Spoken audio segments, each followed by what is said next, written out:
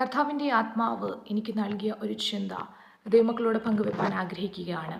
അതിപ്രകാരമാണ്: ദൈവത്തിങ്കിൽ നിന്ന് ചില പുതിയതിനെ പ്രതീക്ഷിക്കുക. Expect new things from Lord.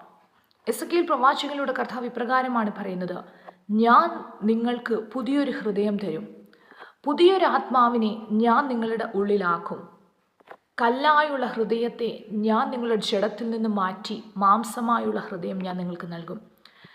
യെശയ്യാ പ്രവാചകനിലൂടെ കർത്താവ് ഇപ്രകാരമാണ് അരുളി ചെയ്യുന്നത്: മുൻപുള്ളവയെ നീ ഓർക്കേണ്ട, പണ്ടുള്ളവയെ നിരൂപിക്കുകയും വേണ്ട. ഇതാ ഞാൻ പുതിയതൊന്ന് ചെയ്യുന്നു, നിങ്ങൾ അതറിയുന്നില്ലയോ? അതിപ്പോൾ ഉത്ഭവിക്കും. അതേ, മരുഭൂമിയിൽ വഴിയും നിർജ്ജന പ്രദേശത്ത് നദികളും ഉണ്ടാക്കും എന്ന് കർത്താവ് അരുളി ചെയ്യുകയാണ്. അതെ, ദൈവം ചില പുതിയത് നമ്മുടെ ജീവിതത്തിൽ ചെയ്യുവാൻ ആഗ്രഹിക്കുന്നു. ദൈവത്തിങ്കിൽ നിന്ന് പുതിയത് പ്രാപിപ്പാൻ വാഞ്ചയോടെ കർത്തസന്ധിയിലായിരിക്കാം.